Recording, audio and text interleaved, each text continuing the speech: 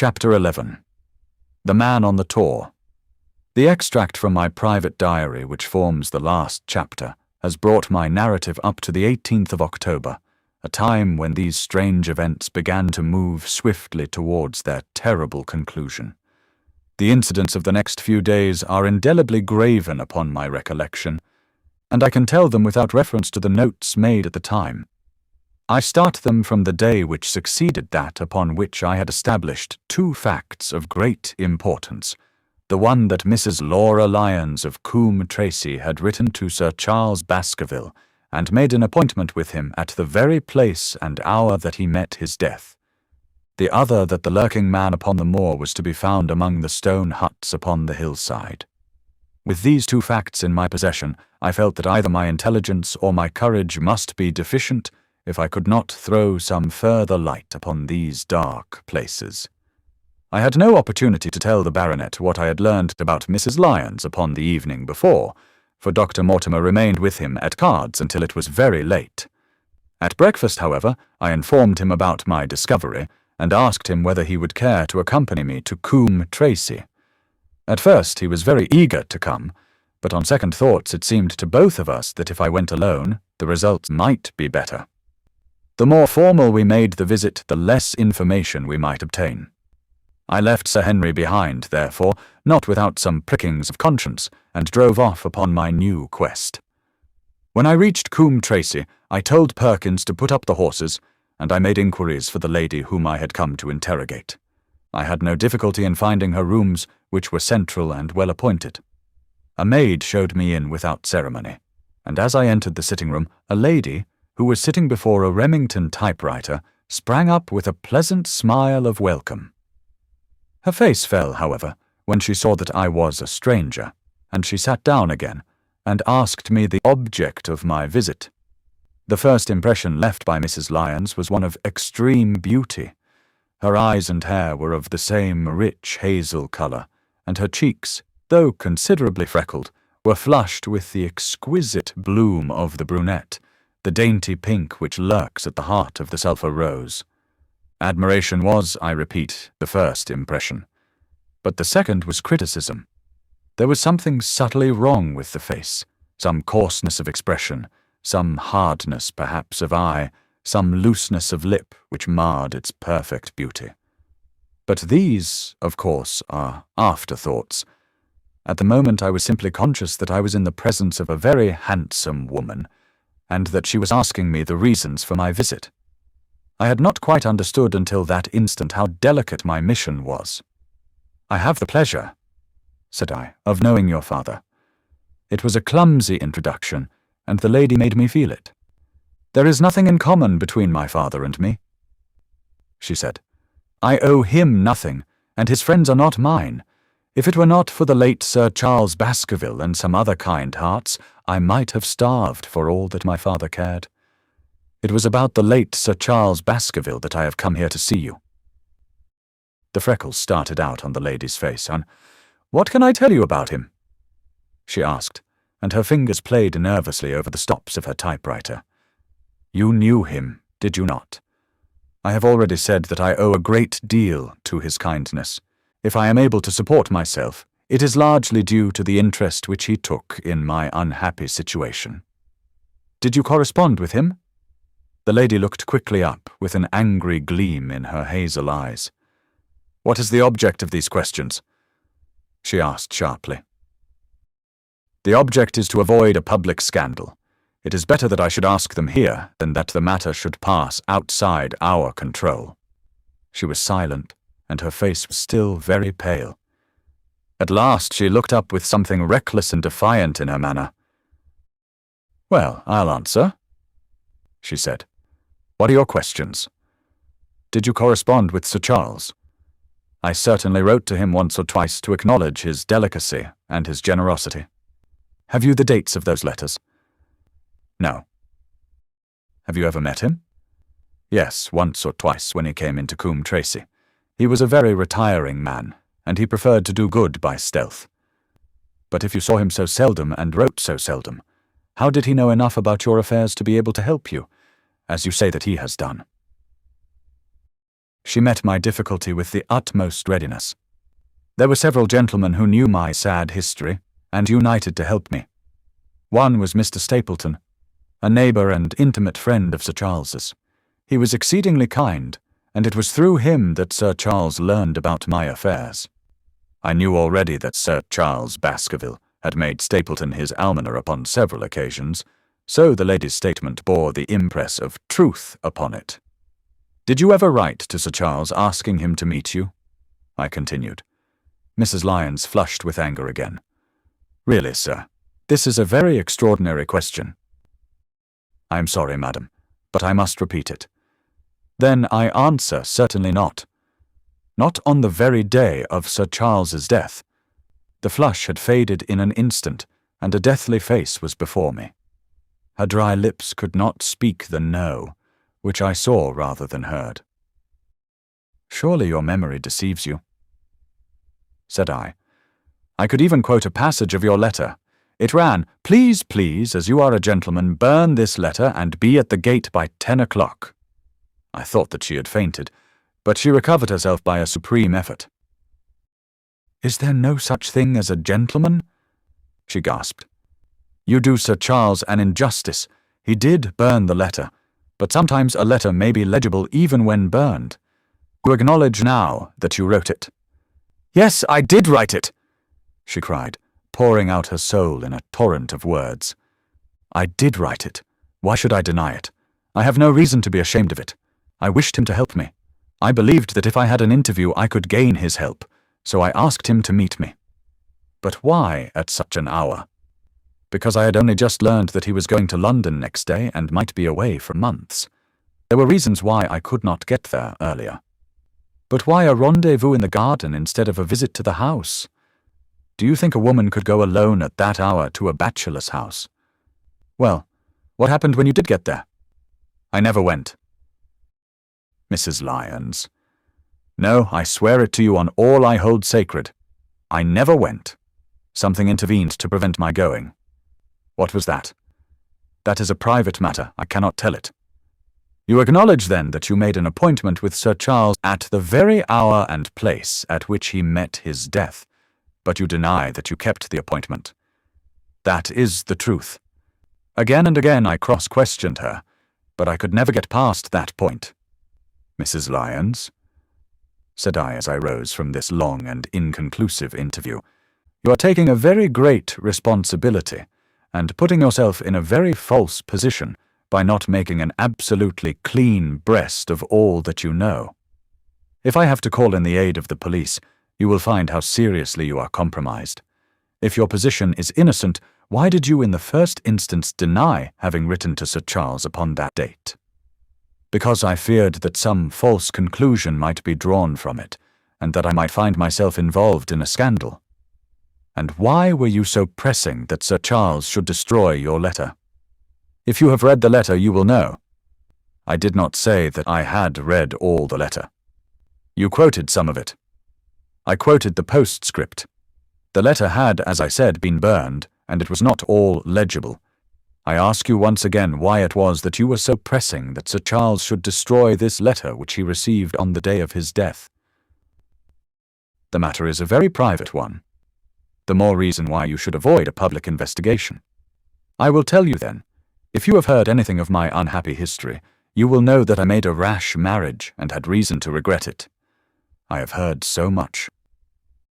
My life has been one incessant persecution from a husband whom I abhor. The law is upon his side, and every day I am faced by the possibility that he may force me to live with him. At the time that I wrote this letter to Sir Charles, I had learned that there was a prospect of my regaining my freedom if certain expenses could be met. It meant everything to me. Peace of mind, happiness, self-respect. Everything. I knew Sir Charles's generosity, and I thought that if he heard the story from my own lips, he would help me." "Then how is it that you did not go?" "Because I received help in the interval from another source." "Why, then, did you not write to Sir Charles and explain this?" "So I should have done, had I not seen his death in the paper next morning." The woman's story hung coherently together, and all my questions were unable to shake it. I could only check it by finding if she had indeed instituted divorce proceedings against her husband at or about the time of the tragedy. It was unlikely that she would dare to say that she had not been to Baskerville Hall if she really had been, for a trap would be necessary to take her there, and could not have returned to Coombe Tracy until the early hours of the morning. Such an excursion could not be kept secret. The probability was, therefore, that she was telling the truth, or at least a part of the truth. I came away baffled and disheartened. Once again I had reached that dead wall, which seemed to be built across every path by which I tried to get at the object of my mission. And yet the more I thought of the lady's face and of her manner, the more I felt that something was being held back from me. Why should she turn so pale? Why should she fight against every admission until it was forced from her? Why should she have been so reticent at the time of the tragedy? Surely the explanation of all this could not be as innocent as she would have me believe. For the moment I could proceed no farther in that direction, but must turn back to that other clue which was to be sought for among the stone huts upon the moor. And that was a most vague direction. I realized it as I drove back, and noted how hill after hill showed traces of the ancient people. Barrymore's only indication had been that the stranger lived in one of these abandoned huts, and many hundreds of them are scattered throughout the length and breadth of the moor. But I had my own experience for a guide, since it had shown me the man himself standing upon the summit of the Black Tor. That then should be the centre of my search. From there I should explore every hut upon the moor until I lighted upon the right one. If this man were inside it, I should find out from his own lips, at the point of my revolver if necessary, who he was and why he had dogged us so long. He might slip away from us in the crowd of Regent Street, but it would puzzle him to do so upon the lonely moor. On the other hand, if I should find the hut and its tenant should not be within it, I must remain there, however long the vigil, until he returned. Holmes had missed him in London. It would indeed be a triumph for me if I could run him to earth where my master had failed. Luck had been against us again and again in this inquiry, but now at last it came to my aid, and the messenger of good fortune was none other than Mr. Frankland, who was standing, grey-whiskered and red-faced, outside the gate of his garden, which opened on to the high road along which I travelled. "Good day, Dr. Watson," cried he with unwonted good humour. "You must really give your horses a rest, and come in to have a glass of wine and to congratulate me." My feelings towards him were very far from being friendly after what I had heard of his treatment of his daughter, but I was anxious to send Perkins and the wagonette home, and the opportunity was a good one. I alighted and sent a message to Sir Henry that I should walk over in time for dinner. Then I followed Frankland into his dining room. "It is a great day for me, sir, one of the red-letter days of my life," he cried with many chuckles. "I have brought off a double event. I mean to teach them in these parts that law is law, and that there is a man here who does not fear to invoke it. I have established a right-of-way through the centre of Old Middleton's Park, slap across it, sir, within 100 yards of his own front door. What do you think of that? We'll teach these magnates that they cannot ride roughshod over the rights of the commoners. Confound them. And I've closed the wood where the Fernworthy folk used to picnic. These infernal people seem to think that there are no rights of property, and that they can swarm where they like with their papers and their bottles. Both cases decided, Dr. Watson, and both in my favour. I haven't had such a day since I had Sir John Morland for trespass, because he shot in his own warren. How on earth did you do that? Look it up in the books, sir. It will repay reading. Frankland versus Morland, Court of Queen's Bench. It cost me £200, but I got my verdict. Did it do you any good? None, sir, none. I'm proud to say that I had no interest in the matter. I act entirely from a sense of public duty. I have no doubt, for example, that the Fernworthy people will burn me in effigy tonight. I told the police last time they did it that they should stop these disgraceful exhibitions. The county constabulary is in a scandalous state, sir, and it has not afforded me the protection to which I am entitled. The case of Frankland versus Regina will bring the matter before the attention of the public. I told them that they would have occasion to regret their treatment of me, and already my words have come true. How so? I asked. The old man put on a very knowing expression. Because I could tell them what they are dying to know. But nothing would induce me to help the rascals in any way. I had been casting round for some excuse by which I could get away from his gossip, but now I began to wish to hear more of it. I had seen enough of the contrary nature of the old sinner to understand that any strong sign of interest would be the surest way to stop his confidences. Some poaching case, no doubt, said I with an indifferent manner. Ha, my boy, a very much more important matter than that. What about the convict on the moor? I stared. You don't mean that you know where he is? Said I. I may not know exactly where he is, but I am quite sure that I could help the police to lay their hands on him. Has it never struck you that the way to catch that man was to find out where he got his food and so trace it to him? He certainly seemed to be getting uncomfortably near the truth. No doubt, said I. But how do you know that he is anywhere upon the moor? I know it because I have seen with my own eyes the messenger who takes him his food. My heart sank for Barrymore. It was a serious thing to be in the power of this spiteful old busybody. But his next remark took a weight from my mind. You'll be surprised to hear that his food is taken to him by a child. I see him every day through my telescope upon the roof. He passes along the same path at the same hour, and to whom should he be going except to the convict? Here was luck indeed, and yet I suppressed all appearance of interest. A child. Barrymore had said that our unknown was supplied by a boy. It was on his track, and not upon the convicts that Frankland had stumbled. If I could get his knowledge, it might save me a long and weary hunt, but incredulity and indifference were evidently my strongest cards. I should say that it was much more likely that it was the son of one of the moorland shepherds taking out his father's dinner.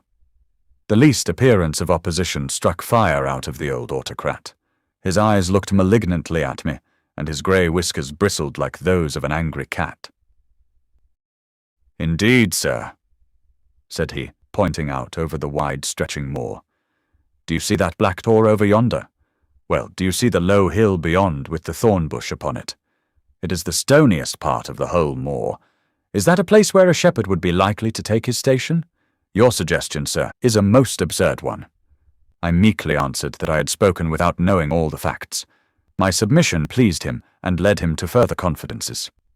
"You may be sure, sir, that I have very good grounds before I come to an opinion. I have seen the boy again and again with his bundle. Every day, and sometimes twice a day, I have been able— But wait a moment, Dr. Watson.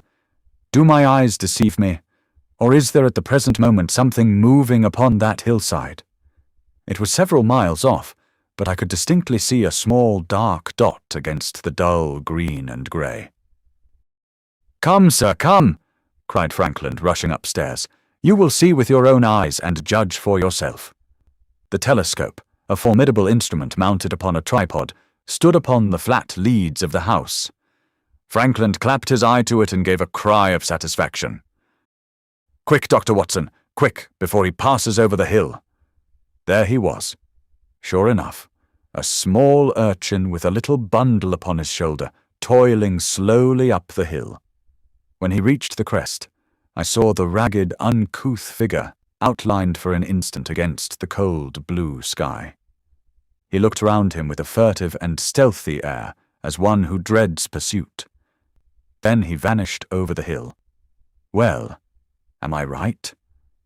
Certainly, there is a boy who seems to have some secret errand. And what the errand is, even a county constable could guess. But not one word shall they have from me, and I bind you to secrecy also, Dr. Watson. Not a word, you understand. Just as you wish. They have treated me shamefully. Shamefully. When the facts come out in Frankland versus Regina, I venture to think that a thrill of indignation will run through the country. Nothing would induce me to help the police in any way. For all they cared, it might have been me, instead of my effigy, which these rascals burned at the stake. Surely you are not going. You will help me to empty the decanter in honor of this great occasion. But I resisted all his solicitations, and succeeded in dissuading him from his announced intention of walking home with me. I kept the road as long as his eye was on me, and then I struck off across the moor and made for the stony hill over which the boy had disappeared. Everything was working in my favor, and I swore that it should not be through lack of energy or perseverance that I should miss the chance which fortune had thrown in my way. The sun was already sinking when I reached the summit of the hill, and the long slopes beneath me were all golden green on one side and grey shadow on the other. A haze lay low upon the farthest skyline, out of which jutted the fantastic shapes of Belliver and Vixen Tor. Over the wide expanse there was no sound and no movement. One great grey bird, a gull or curlew, soared aloft in the blue heaven. He and I seemed to be the only living things between the huge arch of the sky and the desert beneath it. The barren scene, the sense of loneliness, and the mystery and urgency of my task all struck a chill into my heart. The boy was nowhere to be seen, but down beneath me in a cleft of the hills there was a circle of the old stone huts, and in the middle of them there was one which retained sufficient roof to act as a screen against the weather. My heart leaped within me as I saw it. This must be the burrow where the stranger lurked. At last my foot was on the threshold of his hiding place. His secret was within my grasp. As I approached the hut, walking as warily as Stapleton would do when with poised net he drew near the settled butterfly, I satisfied myself that the place had indeed been used as a habitation. A vague pathway among the boulders led to the dilapidated opening which served as a door. All was silent within. The unknown might be lurking there, or he might be prowling on the moor. My nerves tingled with the sense of adventure. Throwing aside my cigarette, I closed my hand upon the butt of my revolver, and walking swiftly up to the door, I looked in. The place was empty, but there were ample signs that I had not come upon a false scent. This was certainly where the man lived. Some blankets rolled in a waterproof lay upon that very stone slab upon which Neolithic man had once slumbered. The ashes of a fire were heaped in a rude grate. Beside it lay some cooking utensils and a bucket half full of water. A litter of empty tins showed that the place had been occupied for some time, and I saw, as my eyes became accustomed to the checkered light, a pannikin and a half-full bottle of spirits standing in the corner. In the middle of the hut, a flat stone served the purpose of a table, and upon this stood a small cloth bundle, the same, no doubt, which I had seen through the telescope upon the shoulder of the boy. It contained a loaf of bread, a tinned tongue, and 2 tins of preserved peaches. As I set it down again, after having examined it, my heart leaped to see that beneath it there lay a sheet of paper with writing upon it. I raised it, and this was what I read, roughly scrawled in pencil. Dr. Watson has gone to Coombe Tracy. For a minute I stood there with the paper in my hands, thinking out the meaning of this curt message. It was I, then, and not Sir Henry, who was being dogged by this secret man. He had not followed me himself, but he had set an agent, the boy, perhaps, upon my track, and this was his report. Possibly I had taken no step since I had been upon the moor which had not been observed and reported. Always there was this feeling of an unseen force, a fine net drawn round us with infinite skill and delicacy, holding us so lightly that it was only at some supreme moment that one realized that one was indeed entangled in its meshes. If there was one report, there might be others, so I looked round the hut in search of them. There was no trace, however, of anything of the kind, nor could I discover any sign which might indicate the character or intentions of the man who lived in this singular place, save that he must be of Spartan habits, and cared little for the comforts of life. When I thought of the heavy rains and looked at the gaping roof, I understood how strong and immutable must be the purpose which had kept him in that inhospitable abode. Was he our malignant enemy, or was he by chance our guardian angel? I swore that I would not leave the hut until I knew. Outside the sun was sinking low, and the west was blazing with scarlet and gold. Its reflection was shot back in ruddy patches, by the distant pools which lay amid the great Grimpen mire. There were the 2 towers of Baskerville Hall, and there a distant blur of smoke which marked the village of Grimpen. Between the 2, behind the hill, was the house of the Stapletons. All was sweet and mellow and peaceful in the golden evening light, and yet as I looked at them my soul shared none of the peace of nature, but quivered at the vagueness and the terror of that interview which every instant was bringing nearer. With tingling nerves but a fixed purpose, I sat in the dark recess of the hut and waited with sombre patience for the coming of its tenant. And then, at last, I heard him. Far away came the sharp clink of a boot striking upon a stone. Then another, and yet another, coming nearer and nearer. I shrank back into the darkest corner and cocked the pistol in my pocket, determined not to discover myself until I had an opportunity of seeing something of the stranger. There was a long pause which showed that he had stopped. Then once more the footsteps approached, and a shadow fell across the opening of the hut. "It is a lovely evening, my dear Watson," said a well-known voice. "I really think that you will be more comfortable outside than in."